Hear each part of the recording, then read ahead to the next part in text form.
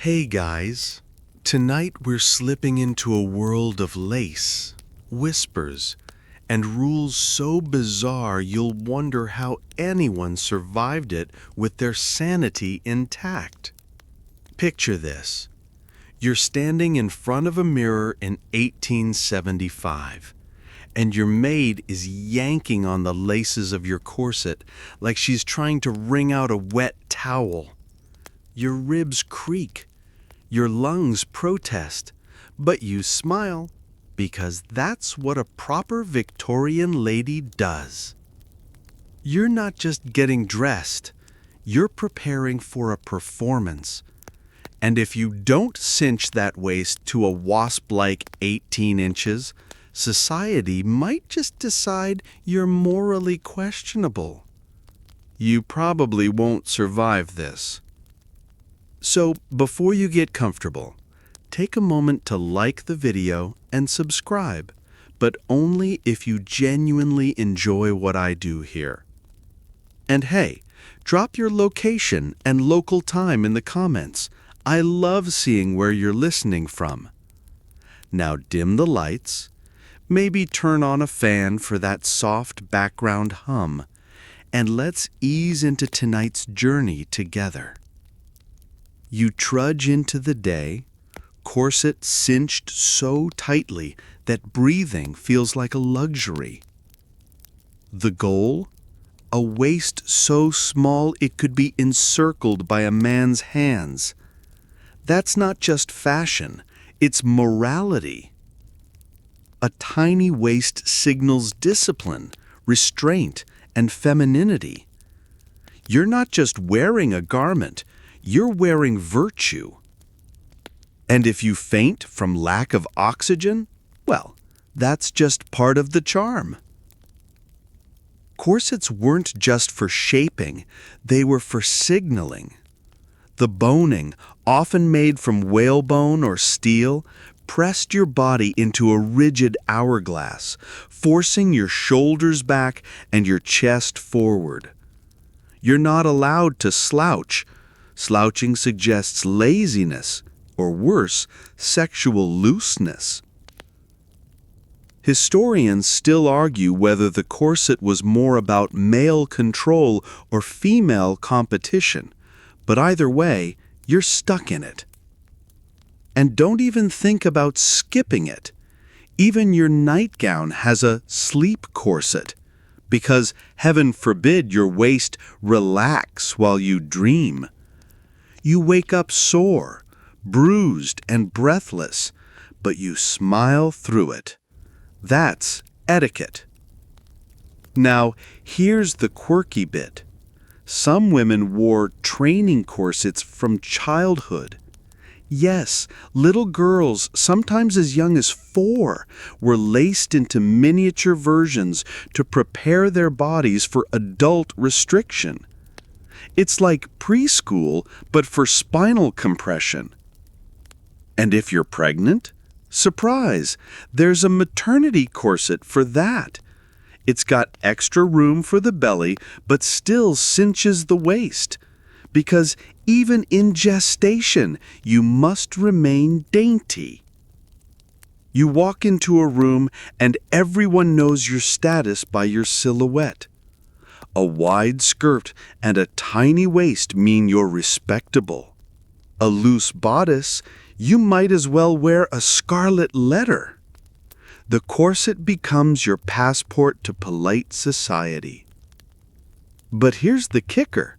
Some women rebelled quietly. They loosened their laces at home. They wore reform corsets with flexible boning. They claimed it was for health, but really, it was for sanity. These small acts of defiance didn't make headlines, but they made breathing possible. And then there's the medical side. Doctors warned of corset liver, a condition where the liver was literally reshaped by constant pressure. Your organs shift. Your digestion slows. You might faint in church, but everyone will say how lovely you looked doing it. Still, you persist because etiquette demands it. You're not just dressing for yourself. You're dressing for your reputation, your family, and your future. One loose lace could unravel it all. So you stand tall, ribs aching, waist cinched, and smile like you're not slowly suffocating. That's Victorian womanhood. And we're just getting started. You step outside, parasol in hand, and the sun glints off your immaculate gloves. They're ivory kid leather, stitched so finely they feel like a second skin. Except they're not for comfort, they're for control. You wear gloves not just to protect your hands, but to protect your reputation. Bare hands are intimate, suggestive, even vulgar. And if someone sees your naked fingers in public, scandal. Victorian etiquette demands that gloves be worn at nearly all times. Indoors, outdoors, at church, during visits, even while dancing. You remove them only when eating or writing letters, and even then, only if you're among trusted company. Gloves are your armor, your social filter. They say, "I'm untouchable," even when you're longing to be touched. Historians still argue whether glove etiquette was more about hygiene or propriety, but the effect is the same. You're wrapped in layers of symbolic distance. You shake hands through leather. You gesture through fabric. You flirt with a gloved flick of the wrist. It's intimacy, Victorian style, filtered, coded, and always restrained. Now here's the quirky bit. Glove color matters. White gloves are for formal events, gray or tan for daytime, black for morning, and heaven help you if you wear the wrong shade to the wrong occasion. It's like showing up to a wedding in a bikini. Social suicide. You also carry spare gloves, because if one gets stained, you must replace it immediately. A smudge of ink or a splash of soup could imply carelessness, or worse, poverty. So you keep extras tucked in your reticule, folded like secrets. And speaking of secrets, gloves were often scented. Lavender, rosewater, or violet oils were rubbed into the leather, so when you passed someone, they caught a whiff of your refinement. It's perfume by proxy, subtle, elegant, and entirely performative. But gloves weren't just accessories, they were tools. You could use them to signal interest, dropping one accidentally in front of a suitor, forcing him to retrieve it. Or you might remove a glove slowly, deliberately during a conversation, hinting at vulnerability. It's Victorian flirting with a side of wrist exposure. And then there's glove etiquette during mourning. You wear black gloves, of course, but they must be matte, not shiny. Shiny gloves suggest vanity, and vanity during grief is unforgivable. You might also wear gloves with crepe trim, a dull, crinkled fabric that screams sorrow. Even your fingertips must mourn. Some women rebelled, of course. They wore gloves with hidden embroidery, initials stitched inside the wrist, or tiny symbols only they understood. It was a way to reclaim identity in a world that demanded uniformity. A secret stitched into silence. And let's not forget glove etiquette during dancing. You must wear gloves, but they must be clean. Dirty gloves are not only rude, they're dangerous. Imagine transferring grime from your hand to a gentleman's pristine waistcoat. That's not just a faux pas, it's a declaration of war. So you glide through the day, hands encased, gestures muted, fingers hidden. You touch without touching. You express without exposing. And you do it all with a smile, because that's what etiquette demands. You're at a ball now. The chandeliers dripping light like honey, and your fan is fluttering in your hand. Not for cooling, but for communication. You're not just waving it around to beat the heat. You're speaking a secret language, one that only the well-trained can understand. Victorian fan etiquette is a full-blown code book of flirtation, rejection, and intrigue. And tonight, your fan is your voice. You hold it open in your left hand. This means you're willing to talk. You snap it shut quickly. This means leave me alone. You touch it to your lips. This means I want to kiss you. You drop it. This means follow me. It's not just a prop. It's a weapon of seduction. Historians still argue whether this fanned language was truly universal or more of a romanticized myth, but the fact remains, women were trained to use fans as tools of social navigation. You couldn't just say what you felt. You had to gesture it, flutter it, disguise it in lace and ivory. And the fans themselves? Elaborate. You might carry one made of ostrich feathers, or painted silk, or carved sandalwood. Some even had tiny mirrors embedded in the folds, so you could spy on others without turning your head. It's espionage with elegance. Here's the quirky bit. Some fans had printed cheat sheets on the ribs, tiny phrases like, "I love you," or "I hate you," etched into the wood. So if you forgot the code, you could peek discreetly and still play the game. It's like texting with emojis, but in 1870. You're dancing now, and your fan is half open. That means I'm interested but cautious. You glance over it.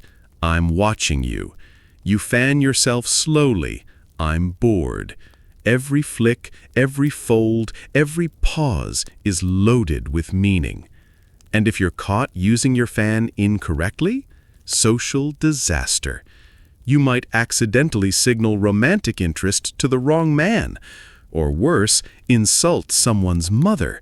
So you practice in front of the mirror, rehearsing gestures like lines in a play.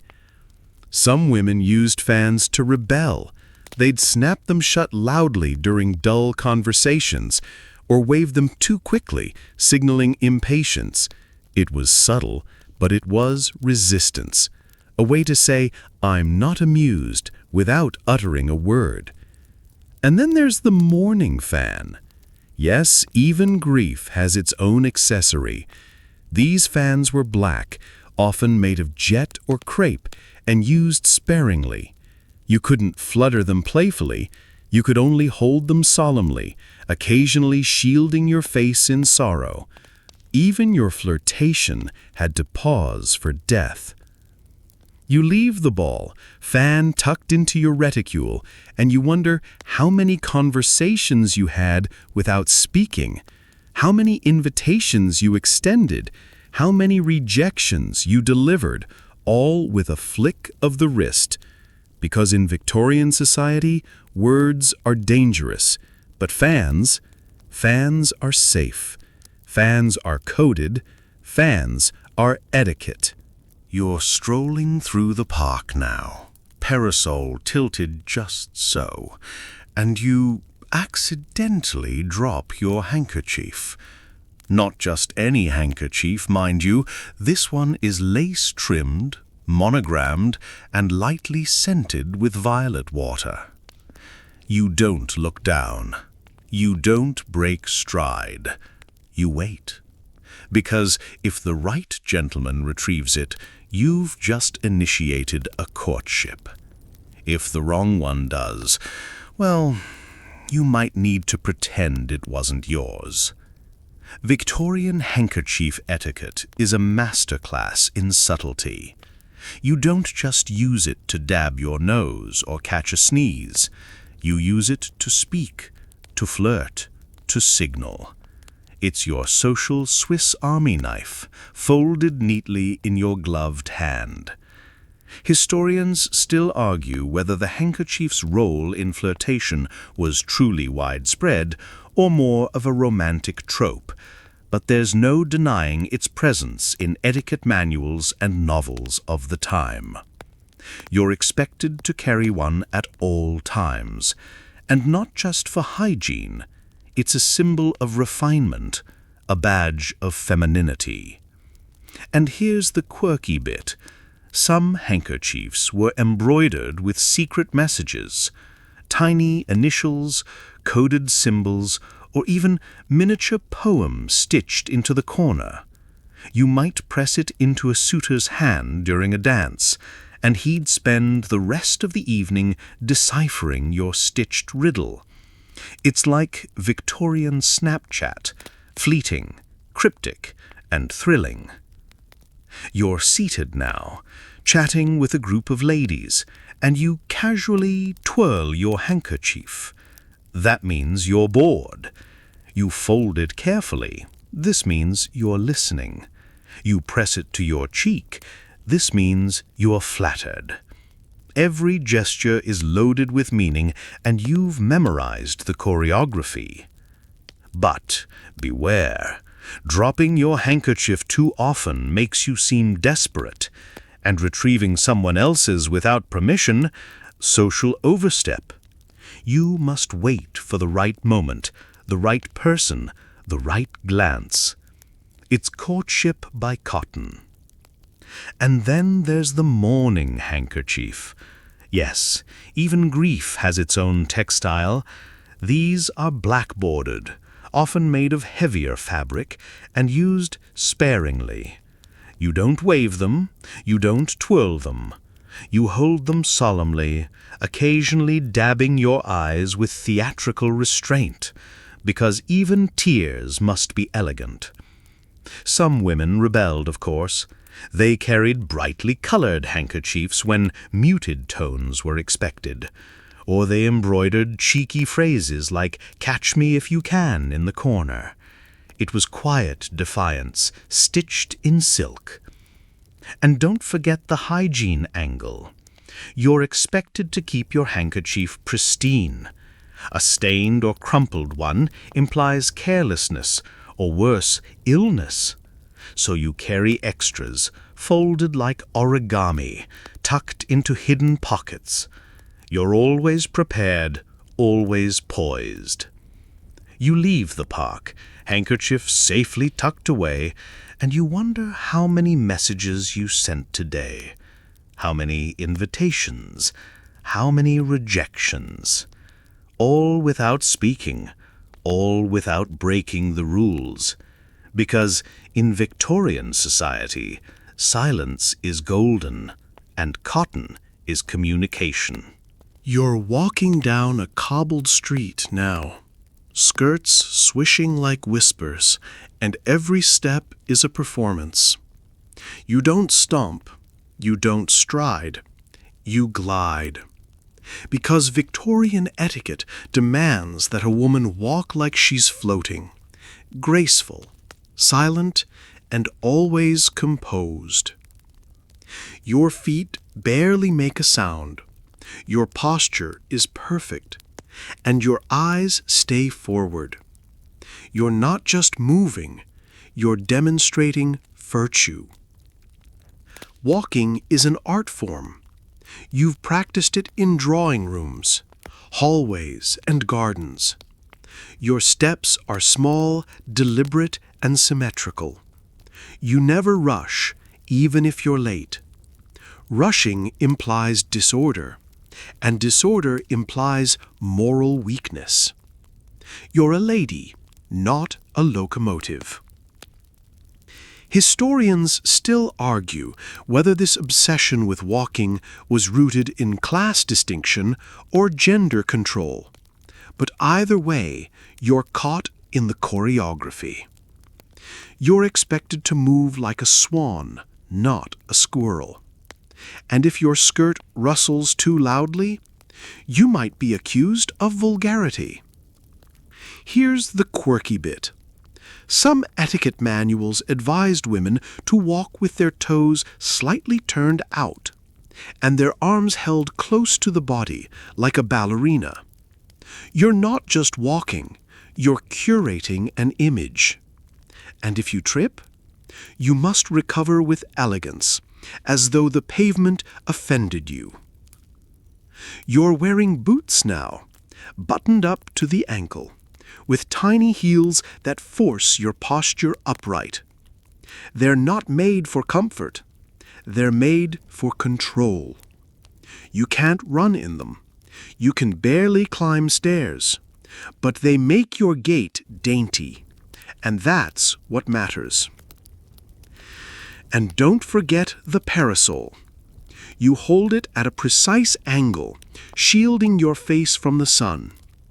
Tan skin implies labor, and labor implies low status.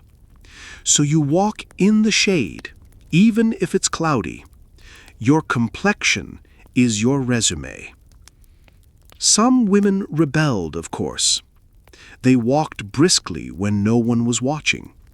Or they wore flat shoes in private, savoring the freedom of a natural stride. It was quiet rebellion, hidden in footsteps. And then there's the walking etiquette during mourning. You must move slowly, solemnly, as though grief weighs down your limbs. No skipping, no twirling, just steady, sorrowful steps. Even your pace must mourn.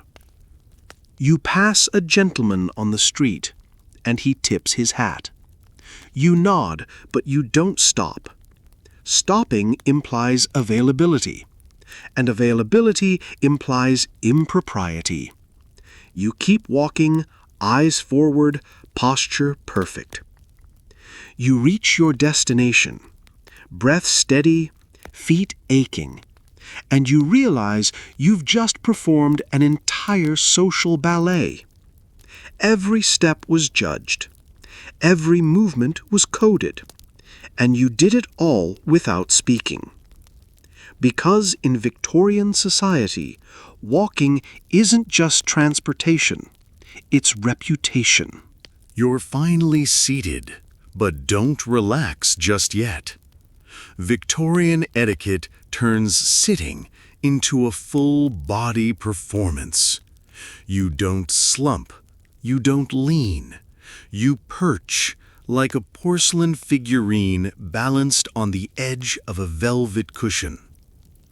Your spine is straight, your knees are together, and your hands rest delicately in your lap.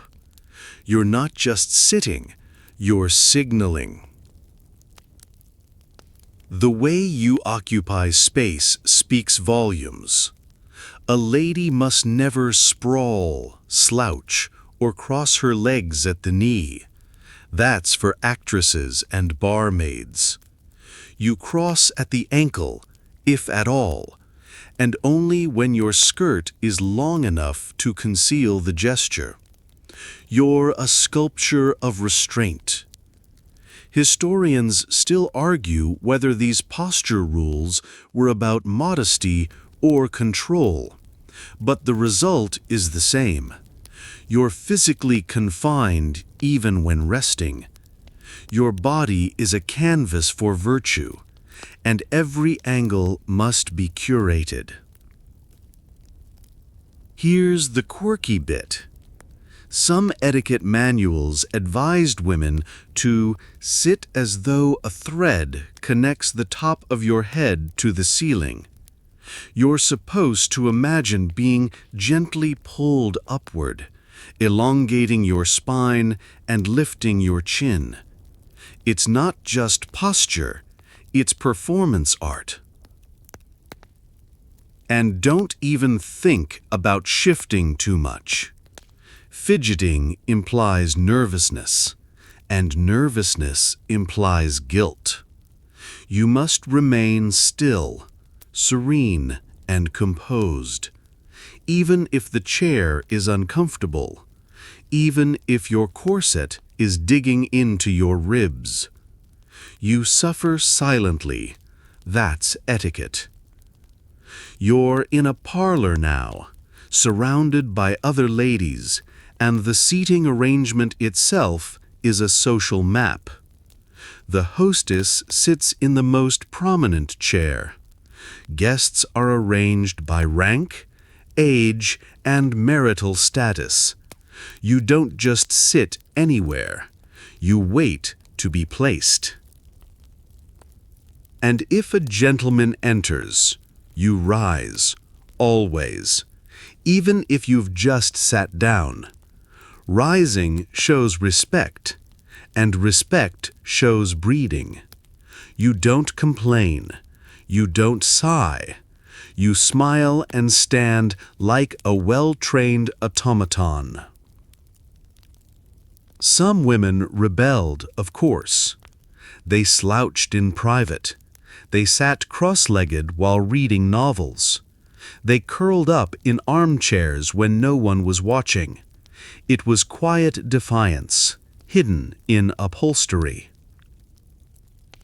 And then there's morning posture. You sit with your hands folded, eyes downcast, and shoulders slightly hunched. Not too much, just enough to suggest sorrow. Even your spine must grieve. You're offered tea, and you accept with a nod. You don't reach for the cup until it's placed before you. You don't lean forward. You wait. Because leaning implies eagerness, and eagerness implies impropriety. You sip delicately, pinky tucked in, not out as modern myths suggest. The pinky out gesture was actually considered vulgar. You hold the cup with grace, fingers curved, wrist relaxed. You're not just drinking, you're demonstrating refinement. You finish your tea, place the cup precisely on the saucer, and return your hands to your lap. You've just completed a full cycle of social performance, all while seated, and you didn't break a single rule. Because in Victorian society, even sitting is a spectacle. You're invited to dinner now, and the anxiety begins before you even arrive. Victorian dining etiquette is a labyrinth of rules, and one wrong move could ruin your reputation. You don't just eat, you perform. Every bite, every sip, every glance is choreographed. And tonight, you're expected to navigate 12 utensils without flinching. You enter the dining room, and the table is a battlefield of silverware.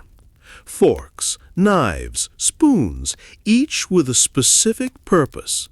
Fish fork, dessert spoon, soup ladle, oyster fork. You don't guess, you know. Because guessing implies ignorance, and ignorance implies low breeding. Historians still argue whether this explosion of cutlery was about refinement or intimidation. But the effect is clear. You're being tested. And the test begins with the napkin. You unfold it discreetly, place it on your lap, and never, ever tuck it into your collar. That's for children and clowns. Here's the quirky bit. Some etiquette manuals advised women to never butter the entire slice of bread. You must break off small pieces and butter each one individually. It's not just about manners, it's about control. You're expected to eat like a bird, not a bear. You're served soup, and you remember, spoon away from you, not toward. You sip from the side, not the tip. You don't slurp. You don't blow. You wait for it to cool, even if it scalds your tongue. Because rushing implies greed, and greed implies vulgarity. And don't forget conversation. You speak only when spoken to, and never with your mouth full.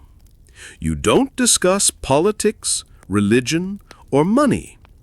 You compliment the hostess, admire the centerpiece, and ask about the weather. It's small talk, but it's survival. You're served fish, and you use the fish fork and knife, delicate, flat, and designed to avoid tearing the flesh. You don't stab, you don't scrape, you glide. And if you drop a utensil, you don't retrieve it. You wait for a servant, because crawling under the table is not ladylike. Some women rebelled, of course. They ate heartily in private. They used the wrong fork on purpose. They laughed too loudly at dinner. It was quiet rebellion, hidden in bites. And then there's morning etiquette at the table. You wear black, of course, and you eat sparingly. You don't smile, you don't joke. You sit silently, hands folded between courses. Even your appetite must grieve. You're offered wine, and you decline politely. Drinking too much implies looseness, and looseness implies scandal. You might sip a little sherry, but only if others do first. You follow the lead, never the impulse. Dessert arrives, and you use the dessert fork and spoon, never fingers. Even fruit must be dissected with precision. You peel grapes with a knife. You slice strawberries. You never bite into anything whole. It's not just eating, it's etiquette theater. You finish the meal, dab your lips with your napkin, and rise only when the hostess does. You've survived the gauntlet of Victorian dining, and you didn't drop a single fork. Because in Victorian society, dinner isn't nourishment, it's judgment. You're making a social visit now, gloved and corseted, and you clutch a small rectangle of stiff paper like it's a golden ticket. It's your calling card, your passport to polite society. You don't speak before offering it. You don't enter a home without leaving one. Because in Victorian etiquette, even paper has personality. Calling cards are more than just names. They're status symbols. Your card is engraved, not printed. It's thick, not flimsy. It bears your full name, never a nickname, and possibly your husband's if you're married. You don't decorate it. You don't doodle. You present it with quiet dignity, like a knight offering a scroll. Historians still argue whether calling cards were truly about connection or more about exclusion, but the result is the same. They're tools of social chess. You leave one at a home, and if it's returned, you're accepted. If it's ignored, you're rejected. No words, just paper. Here's the quirky bit. The way you fold or bend your card sends a message. A turned-down corner means you delivered it in person. A folded edge might indicate congratulations or condolences. It's origami diplomacy, and you're fluent. You arrive at a home and hand your card to the servant. You don't enter unless invited. You don't linger at the door. You wait. Because barging in implies arrogance, and arrogance implies scandal. And don't forget the card tray. In many homes, a silver tray sits in the entryway, filled with calling cards. It's a social scoreboard. You glance at it discreetly, noting who's visited recently. You don't comment, you don't judge, but you remember. Some women rebelled, of course. They used colored ink. They added tiny symbols. They left cards at homes they had no intention of visiting. It was quiet rebellion, hidden in cardstock. And then there's mourning etiquette. You use a black bordered card, matching your attire. You don't leave cheerful notes. You don't decorate.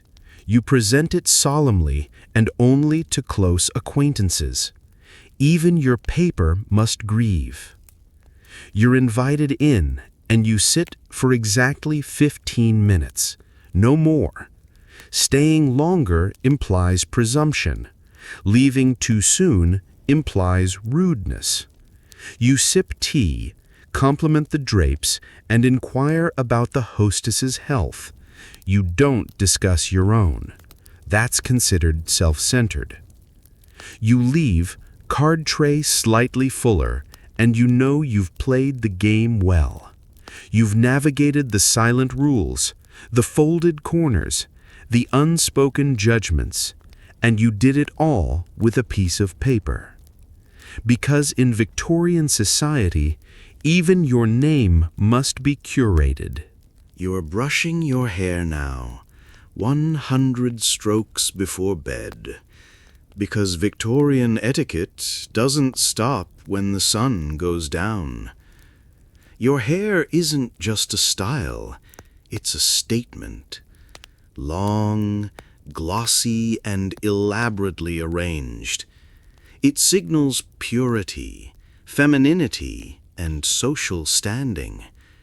You don't cut it, you don't dye it, you cultivate it like a prized garden. Hair is sacred.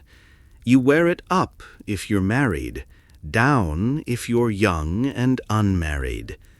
But even then, only in private. Loose hair in public implies wildness, and wildness implies moral decay. You pin it, braid it, twist it into shapes that defy gravity, and you do it all without complaint. Historians still argue whether Victorian hair rituals were more about hygiene or symbolism, but the obsession is undeniable. You're expected to grow your hair long, Rapunzel long. Waist length is ideal. Anything shorter raises eyebrows. Here's the quirky bit.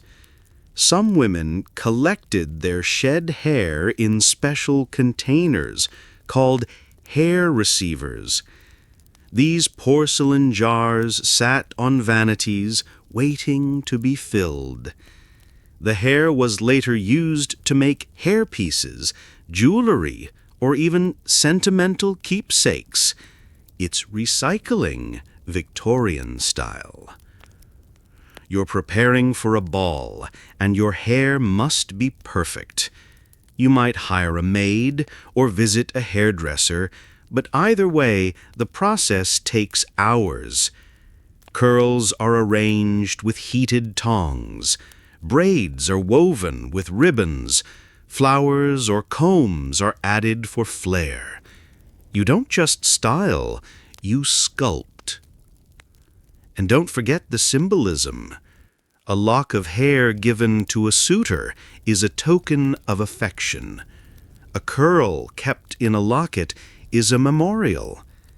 Hair is emotion, memory, and identity, all wrapped in keratin. Some women rebelled, of course. They cut their hair short in private.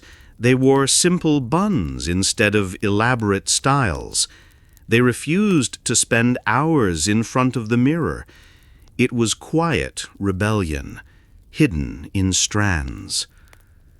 And then there's morning hair. You wear it in subdued styles. No curls, no ornaments. You might even weave the hair of the deceased into jewelry, creating mourning brooches or rings. It's grief made tangible, worn close to the skin. You're out in public now, and your hair is pinned so tightly it feels like scaffolding. You don't touch it. You don't adjust it. You smile through the discomfort because etiquette demands it. You return home, remove the pins, and let your hair fall like a curtain. It's the only time you feel free, the only time you're not performing. You brush it slowly, savoring the silence. Because in Victorian society, even your strands must speak. You're standing in a drawing room now, surrounded by compliments, and you're dodging them like raindrops. Victorian etiquette turns modesty into a martial art. You don't accept praise, you deflect it. You don't say, "Thank you." You say, "Oh, it's nothing." Because acknowledging your own excellence makes you vain, and vanity is the enemy of virtue. Compliments are a social dance. A gentleman says, "You look lovely tonight," and you respond, "You're too kind." Not, "I know," not, "I tried," just a gentle dismissal, like brushing lint off your sleeve. You're not allowed to shine too brightly. Historians still argue whether this ritualized modesty was genuine humility or enforced self-erasure, but the effect is clear. You're trained to downplay yourself. Even when you've spent hours preparing, you must pretend it was effortless. You're a swan, gliding above, paddling furiously below. Here's the quirky bit. Some etiquette manuals warned against excessive modesty, which could be seen as false or manipulative. So you're walking a tightrope, gracious but not smug, humble but not self-deprecating. It's modesty with a manual. You're complimented on your dress, and you say, "It's just something I threw together." Never mind that it took 3 fittings and a week of embroidery. You're not allowed to enjoy your own beauty. That's for others to admire, not you. And don't forget the compliment hierarchy. Compliments from older women are safe. Compliments from men are dangerous. You must respond differently depending on who's speaking. A misstep could imply flirtation, or worse, ambition. Some women rebelled, of course. They accepted compliments with a smile. They said thank you without apology. They wore bold colors and didn't pretend to hate them. It was quiet rebellion, hidden in confidence. And then there's mourning etiquette. You don't receive compliments. You don't give them. You don't discuss appearance. You're supposed to be consumed by grief. And grief doesn't wear rouge or accept praise. You're complimented on your singing, and you say, "I'm sure I was dreadful," even if you weren't, because self-deprecation is safer than pride. You're expected to shrink, to soften, to disappear behind politeness. You leave the room having deflected a dozen compliments, and you wonder what it would feel like to say, "Yes, I do look lovely." But you don't, because etiquette demands invisibility. Because in Victorian society, confidence is a quiet crime. You're dressed in black now, head to toe, and the world knows you're grieving. Victorian mourning etiquette is a full-time job, and you're expected to perform sorrow with precision. You don't just feel loss, you wear it, live it, and schedule it. Grief is not private, it's public, visible, and timed to the calendar. You've lost a close relative, and that means 2 years of mourning. The first year is deep mourning. No jewelry, no color, no social events. Your dresses are made of crepe, a dull, crinkled fabric that absorbs light and joy. Even your gloves are matte. You're a shadow of yourself, by design. Historians still argue whether these mourning rituals were about genuine emotion or social control, but the rules are clear. You must grieve properly or risk being labeled heartless, and grieving properly means following the dress code. Here's the quirky bit. Mourning jewelry was often made from the hair of the deceased. You might wear a brooch containing a lock of your husband's hair, or a ring woven with strands from your child. It's sentimental, yes, but also a little eerie. You're literally wearing your grief. You don't attend parties. You don't dance. You don't laugh in public. Even your correspondence changes. Black-bordered stationery, somber ink, and subdued language. You're not just mourning a person, you're mourning your own social presence. After the first year, you enter half mourning. You can wear gray, lavender, or mauve.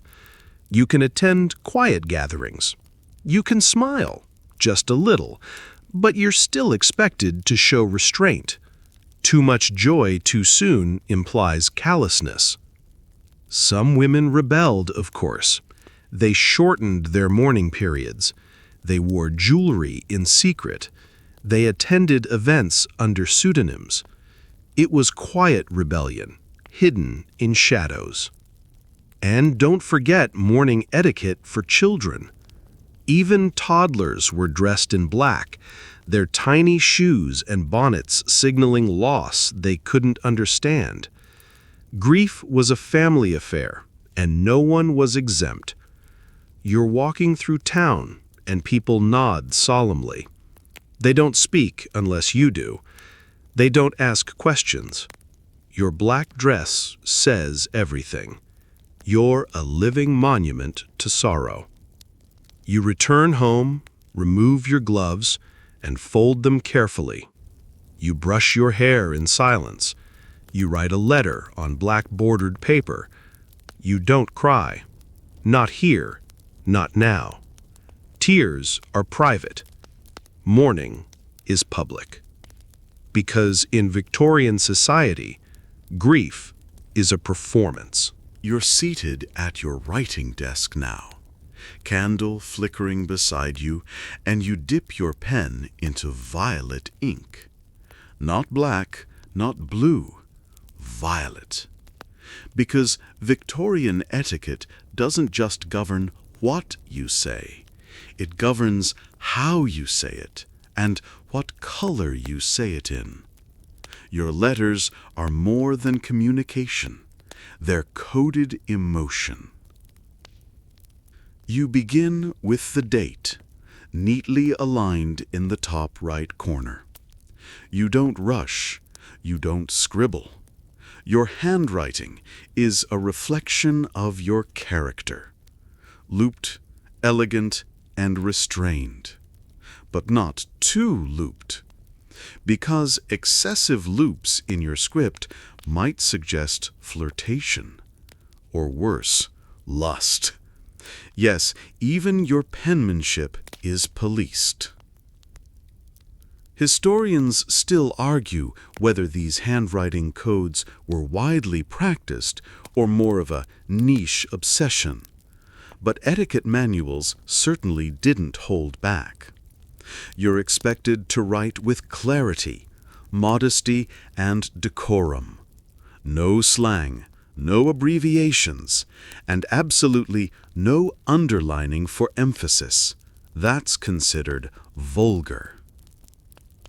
Here's the quirky bit. Some women used invisible ink for secret messages. Lemon juice, milk, or special chemicals that revealed text only under heat. You might write a proper letter on the surface and a hidden one beneath. It's Victorian espionage with a romantic twist. You're writing to a friend, and you begin with a formal salutation. My dearest Miss Ellington, not, hey. You inquire about her health, her family, her garden. You don't mention your own troubles unless asked, because self-focus is frowned upon. And don't forget the paper. It must be high quality, cream or pale blue with matching envelopes. You don't use lined paper, that's for school children. You don't decorate with stickers or drawings. You might emboss your initials, but only subtly. Some women rebelled, of course. They wrote in bold script. They used red ink. They filled margins with doodles. It was quiet rebellion, hidden in correspondence. And then there's mourning stationery. You use black bordered paper, and your handwriting becomes smaller, more restrained. You don't use violet ink. You don't embellish. Even your grief must be legible. You seal the envelope with wax, pressing your signet ring into the soft surface. You don't lick it, that's considered unladylike. You use a sponge or a dab of water. You're not just sending a letter, you're sending a performance. You hand it to the footman, who will deliver it with discretion. You don't ask for a reply. You wait, because eagerness implies desperation, and desperation implies impropriety. You return to your desk, fold your hands, and stare at the flickering candle. You've just poured your soul into ink and paper, and you did it all within the rules. Because in Victorian society, even longing must be scripted.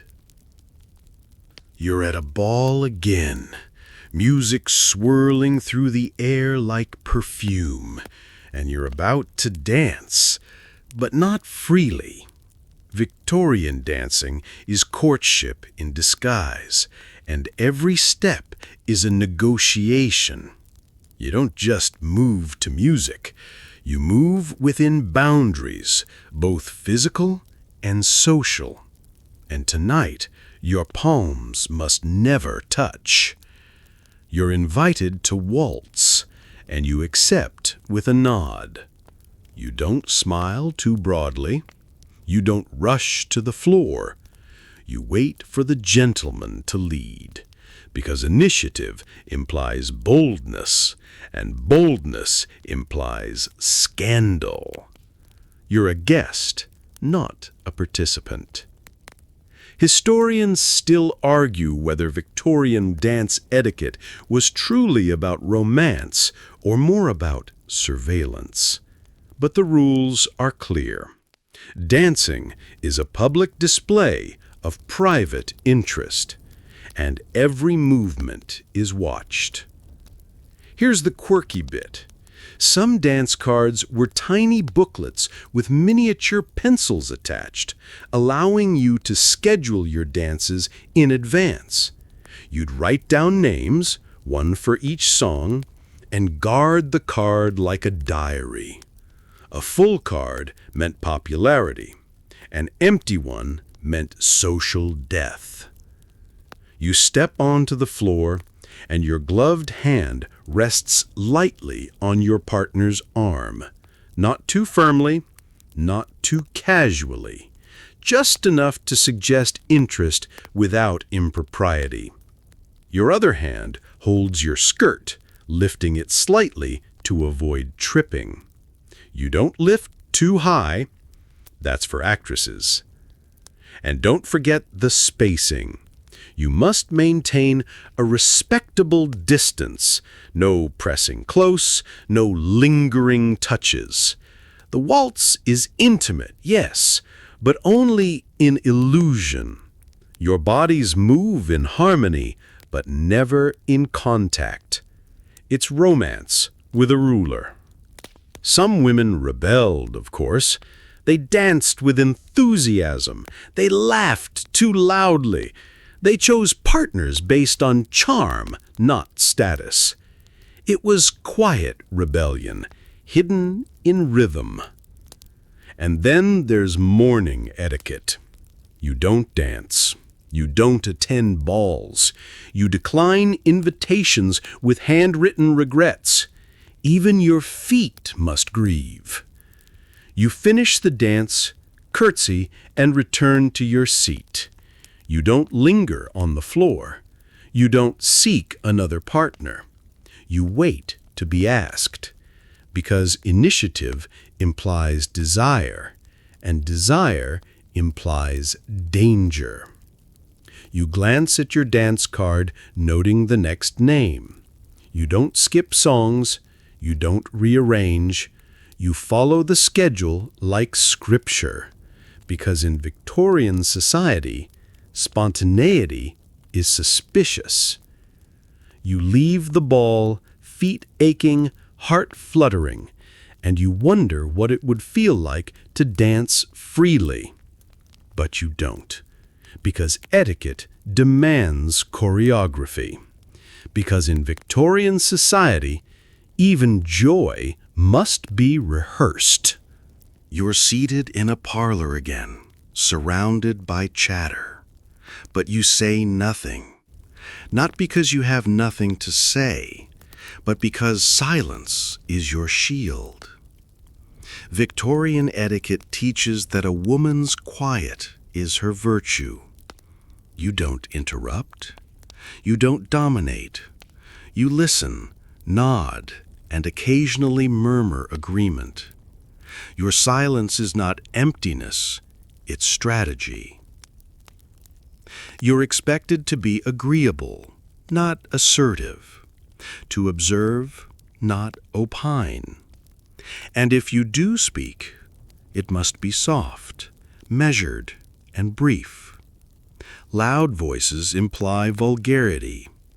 Opinions imply ambition. And ambition? That's a dangerous thing for a woman. Historians still argue whether this enforced silence was purely patriarchal or partially self-imposed. But the outcome is clear. You're trained to vanish behind politeness. Your voice is a whisper in a world of declarations. Here's the quirky bit. Some etiquette manuals advised women to never speak unless spoken to, and even then, sparingly. You're not just quiet, you're curated. Your words are rationed like sugar in wartime. You're in a group of gentlemen discussing politics. You don't contribute, you don't ask questions. You smile and sip your tea, because political opinions are masculine, and your role is to admire, not analyze. And don't forget the art of silence in courtship. You don't confess feelings. You don't initiate conversation. You wait, because eagerness implies desperation, and desperation implies impropriety. You're a statue with a beating heart. Some women rebelled, of course. They spoke boldly in private. They wrote essays under pseudonyms. They debated with friends behind closed doors. It was quiet rebellion, hidden in hush. And then there's mourning silence. You speak even less. You don't laugh. You don't sing. You don't tell stories. Your grief is measured in pauses. Even your sorrow must be subdued. You're complimented, and you respond with a nod. You're asked a question, and you answer briefly. You don't elaborate. You don't explain. Because explanation implies self-importance, and self-importance implies vanity. You leave the gathering, throat tight with unsaid thoughts, and you wonder what it would feel like to speak freely, but you don't, because etiquette demands silence. Because in Victorian society, even your voice must be veiled. You're standing at the edge of a garden party now. Skirts rustling, gloves pristine, and every rule you've followed today wraps around you like invisible thread. You've walked, sat, danced, dined, and mourned, all within the confines of Victorian etiquette. But beneath the lace and layers, something stirs, a quiet defiance, a whisper of rebellion, because even as you follow the rules, you rewrite them. You smile at a compliment, but this time you don't deflect. You hold eye contact a moment longer than expected. You let your fan rest unmoving, signaling nothing. You're present, but not performing. And that in itself is resistance. Historians still argue whether Victorian women were passive victims of their era or subtle architects of change. But the truth lies somewhere in between. You're not storming barricades, you're bending spoons.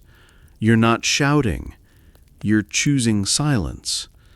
And every choice, every gesture, every pause is a negotiation.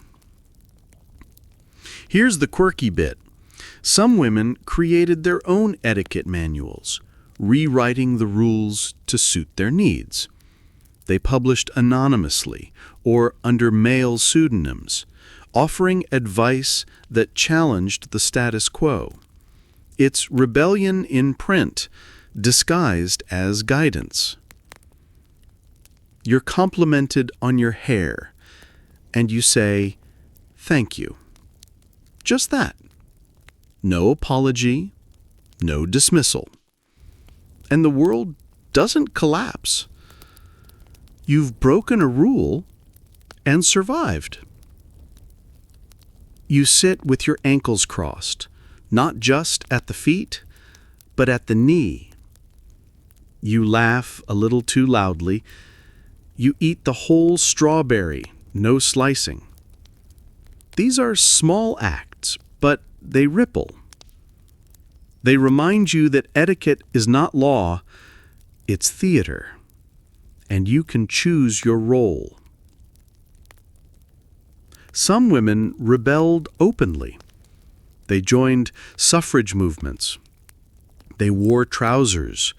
They spoke on stages. But most rebelled quietly, in drawing rooms, in letters and glances. You're one of them now. And then there's mourning. You wear black, yes, but with a violet ribbon. You smile at a child. You hum a tune. You mourn, but you live. Because grief is not a prison, it's a passage. You leave the garden party, rules intact but slightly frayed, and you realize something profound. You've endured, you've performed, you've resisted. And in doing so, you've reshaped the very etiquette that tried to contain you. Because in Victorian society, even obedience can be defiance. The garden fades behind you, and the rustle of silk gives way to the hush of twilight. You walk slowly now, not because etiquette demands it, but because the day has been long.